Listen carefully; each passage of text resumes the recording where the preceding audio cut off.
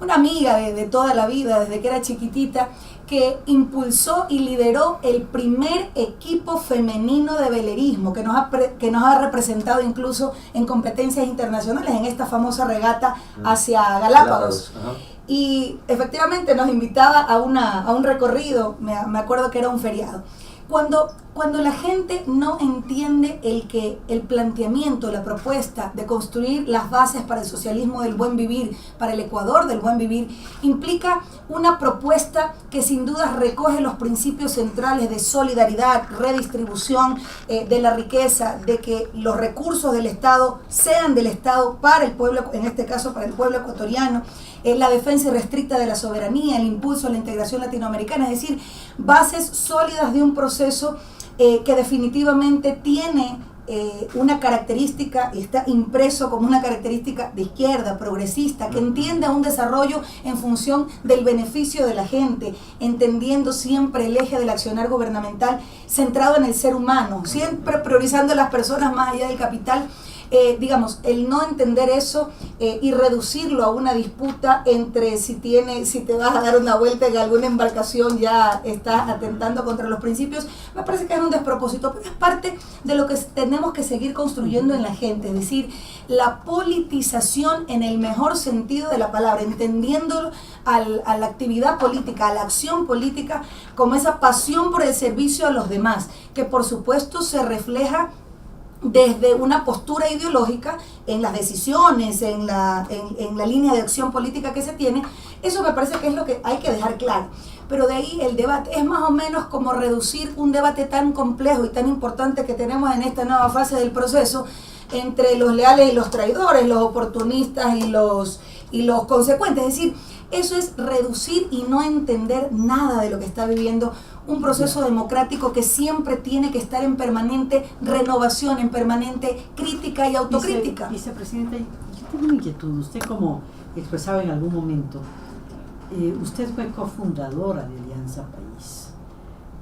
¿Cuál es la reacción que usted tiene frente a toda esta coyuntura que está viviendo el país, cuando son más de 2.000 denuncias de corrupción, cuando se develan varios procedimientos que creo que en el imaginario social era imposible que existiese? Alrededor de 9 exministros de Estado involucrados en todos estos escándalos, y recién comienzan las investigaciones. ¿Cómo se siente usted? ¿Se siente traicionada usted por todo esto? ¿Qué reacción tiene frente a un proyecto que idealizó, como usted dice, el ser humano, centrar toda la acción en el hombre, en la mujer? No obstante, vemos que la acción en gran medida se centró en el capital, pues, cuando son millonarias las cifras de Coima, por ejemplo, del que se habla en las investigaciones y en el informe que emitía la propia Fiscalía del Estado. Bueno, yo creo que los que han traicionado son definitivamente los que incurrieron en actos de corrupción, los que no enarbolaron la bandera de la revolución ética, que es fundamental en este proceso de revolución ciudadana y que sin dudas fue uno de los orígenes fundamentales en el proceso de Montecristi. Yo creo que la traición proviene de ahí, no de aquellos que definitivamente hemos tenido una posición crítica y autocrítica siempre. Bueno, yo creo que en todo proceso hay malos elementos y hay personas que obviamente se desvían del camino y esas tienen que responder. Pero y tienen que responder en el ámbito no solo de la justicia, sino también en el político. Pero si hablamos de un sistema, hablamos de un Estado mafioso, ha dicho el presidente de la República, de crimen organizado que implica una estructura, algo falló en el modelo. A ver, yo reivindico el que no por unos cuantos, que incluso podrían ser muchos, pero yo reivindico el que miles y la inmensa mayoría de funcionarios públicos, de servidores públicos de alto nivel, no, yo creo que también han existido importantes compañeros que han estado en un altísimo rango, que obviamente se han manejado en función de la ética como corresponde, es decir, yo no catalogo bajo ningún punto de vista a un proceso de 10 años de transformaciones profundas, de conquistas innegables e inéditas en el país, como un proceso corrupto, para nada. Yo reivindico el que la inmensa mayoría de funcionarios y de servidores públicos han actuado con la ética, pero aquellos, que muchos de ellos ya están tras las rejas, vemos un Alex Bravo, un Capaya, claro, otros fugados, Pedro Delgado todavía estamos esperando que regrese, pero aquellas personas, porque incluso no han sido compañeros, yo creo que han habido algunos compañeros que en algún momento se perdieron de la línea de la ética y incurrieron en actos de corrupción y tienen que asumir sus responsabilidades. ¿Quiénes lo van a determinar? Es la justicia. Es decir, la justicia, siguiendo el debido proceso, deberá determinar el grado de responsabilidad de una u otra persona. Pero nosotros hemos dicho, no solo desde la campaña, no solo desde el inicio de este proceso, que la cirugía mayor contra la corrupción va a ser una bandera del gobierno de todos. Y creo que hay muestras claras. Los 4 años de ser presidente, ¿no? Sin duda. Y yo creo que el combate contra la corrupción, que no solo se da en nuestro país, sino en la región y en el planeta, debe ser una tarea donde necesariamente se debe contar con la corresponsabilidad de la gente, no solo de las instancias de control, que por supuesto tienen que hacer lo suyo y lo que corresponde y hacerlo bien, y hacerlo en función del mandato que tienen por parte de la gente, del pueblo ecuatoriano, pero también la ciudadanía, es decir, la prevención de la corrupción, el enfrentar estos temas, el formar en valores a nuestra sociedad, a nuestros niños. Es decir, esta es una tarea de todos en la que estamos empeñados y no daremos tregua al combate frontal a la corrupción. Discurso que suena sin duda muy bien, pero que parecería contrastar, por ejemplo, con lo ocurrido ayer en el CAL, cuando uno esperaría que se viabilice la posibilidad de que un ex ministro comparezca a dar una explicación sobre casos tan graves como el tema de violaciones sexuales, y sin embargo parecería actuar políticamente y niega inadmitiendo esa posibilidad. ¿Cómo se entiende eso? Ahí hay un tema administrativo que en todo caso deberá responder el CAL, que es el que ha tomado la decisión, pero yo reivindicando, por ejemplo, esta lucha frontal a la corrupción que no solo viene desde el ámbito público, sino también desde lo privado. La acción importantísima que, por ejemplo, el Ministerio del Interior y el Servicio de Rentas Internas dio un grandísimo golpe a mafias realmente organizadas que, por ejemplo, vinculan alrededor de 15.000 personas en estas empresas fantasmas que servían como mecanismo para evadir impuestos, para, afectar al erario nacional, para perjudicar la recaudación del Estado ecuatoriano, es decir, de toda la gente. Así como, por ejemplo, desmantelaron, a partir de las investigaciones del Ministerio del Interior, una banda organizada dedicada a suplantar identidades y cobrar el bono de desarrollo humano.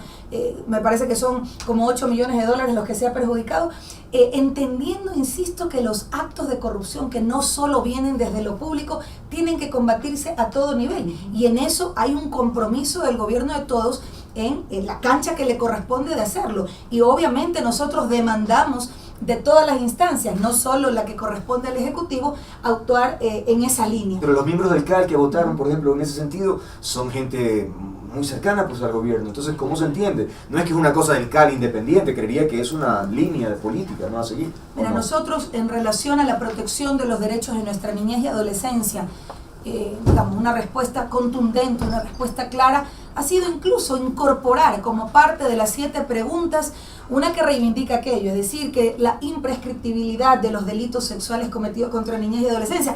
Me parece que es una muestra clara, no solo de la voluntad de la decisión, que yo tampoco, por supuesto, dudo de que sea esa línea el accionar de la Asamblea Nacional. Entiendo que el CAL lo que ha hecho es analizar los temas de forma, porque el CAL lo que finalmente hace es validar las pruebas para ver si amerita o no, nada más, es un tema realmente de índole administrativo, pero la conciencia clara de que debemos fomentar la protección de nuestra niñez y adolescencia no solo es una bandera de lucha del gobierno nacional, estoy segura que por parte de la Asamblea Nacional, independientemente de la bancada, es decir, quién puede estar en contra de la protección de derechos de nuestros niños, niñas y adolescentes. Y por supuesto que las autoridades deberán establecer las responsabilidades con todo el peso de la ley de aquellos que han vulnerado tan tremendamente.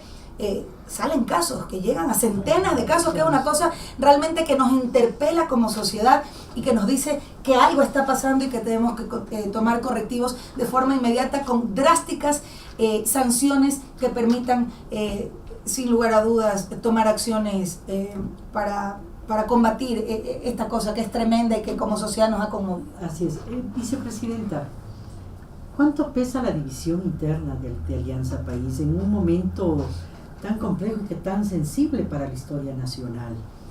En este proceso que usted está liderando de la consulta popular, hemos visto que ha recibido el apoyo de amplios sectores de respaldo a esa consulta. No obstante, esta división incide, no incide, ¿Qué decir a la militancia de Alianza País? Como usted ha dicho, no se puede restringir el debate a si soy traidor porque estoy apoyando al corrupto o al contrario, en fin, no sé quién mismo es el traidor, le destituyo al presidente, hago tabla rasa del marco legal, en fin.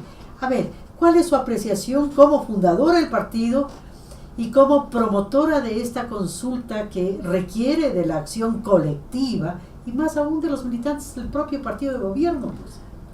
Bueno, primero que causa mucho dolor, ¿no? Yo creo que como militante comprometida a este proceso, como cofundadora, sí causa dolor, a ratos indignación, a ratos sorpresa, a ratos desazón, de ver algunas actitudes de queridos compañeros, de valiosos compañeros, porque creo que hay de todo. Hay aquellos que sin dudas perdieron la brújula en el camino, otras personas que se han, sacado la careta y demostrado que lo que defienden es intereses particulares, pero queridos compañeros, no la careta, siempre la han tenido, sino que siempre la han tenido, simplemente pero sale lo que son. Salen lo que son, pero hay otros queridos compañeros que yo respeto, estimo mucho, discrepo sin lugar a dudas con sus posiciones, pero creo que son gente honesta, pero gente que se confundió y gente que de forma, insisto, irresponsable no ha entendido el momento político, no ha entendido la responsabilidad con un proceso que tiene que entenderse como algo en permanente evolución, en permanente crítica, autocrítica. No es posible entender una revolución sin autocrítica, no es posible entender una revolución sin la participación activa de la gente. De ahí que realmente sorprende el cómo se puede cuestionar el poner temas de interés nacional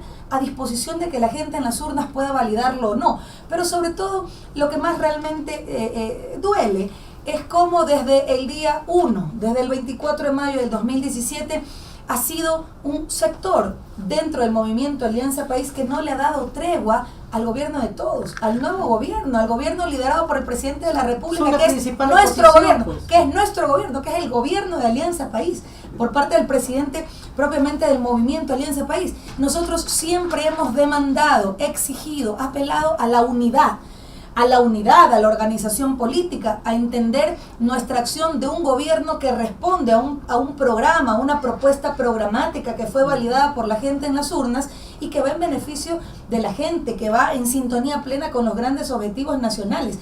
No ha existido una sola prueba, argumentación que diga que el gobierno de todos, que no solo desde el 24 de mayo dejó de tener el plan Toda una Vida y el propio el plan de desarrollo como una propuesta de campaña, sino como una verdadera política pública integral que está en plena ejecución.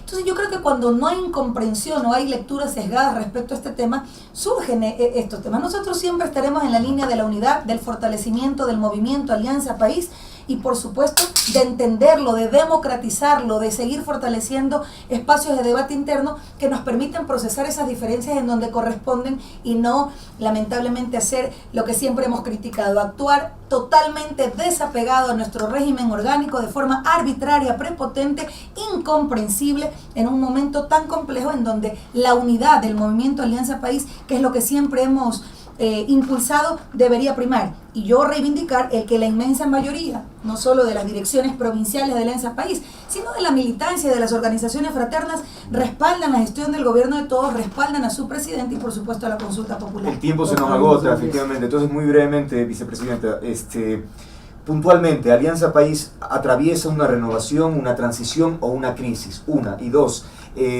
una de las críticas en torno al gobierno es que cuando estuvo Correa en el poder nadie absolutamente decía nada en cuanto a criticar o observar algún mecanismo de control, en fin, todo estaba perfecto, incluso el vicepresidente Moreno en aquella época hablaba maravillas, también el presidente Correa, hoy por hoy es otra la historia. Entonces uno dice, bueno, ¿qué pasó en los 10 años? Nadie sabía nada, nadie entendía nada, hubo un engaño masivo y que hoy por hoy se está descubriendo, es decir, ¿cómo se entiende eso? Bueno, vemos muchos que siempre hemos sido críticos y autocríticos permanentemente, internamente, tanto al interno cuanto a lo público, y podría revisar. Las denominadas sumisas, ¿no? Que dijeron públicamente algo y luego tuvieron que pero eso hay que preguntarle a las sumisas. No, sí, por las que, digo, por ejemplo, yo frente a eso siempre he dicho que ni mi temperamento ni mis convicciones me van para ser sumisas. Sin embargo, Nosotros hemos tenido muchos militantes del movimiento, no solo adentro, sino públicamente, hemos hecho las críticas necesarias. Por ejemplo, fortalecer los mecanismos que permitan afianzar el Consejo de Participación Ciudadana. Qué importante ha sido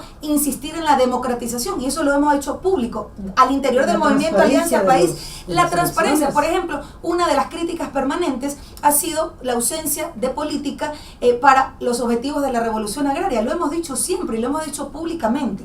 Yo creo que estamos en una nueva etapa en la que, sin lugar a dudas, el repensar algunos mecanismos internos del movimiento Alianza País, el tender los puentes necesarios para reencontrarnos como ecuatorianos, sin lugar a dudas, para acercar los sectores que en algún momento, por algunas circunstancias, hicieron un paso al costado o incluso se fueron a la otra orilla.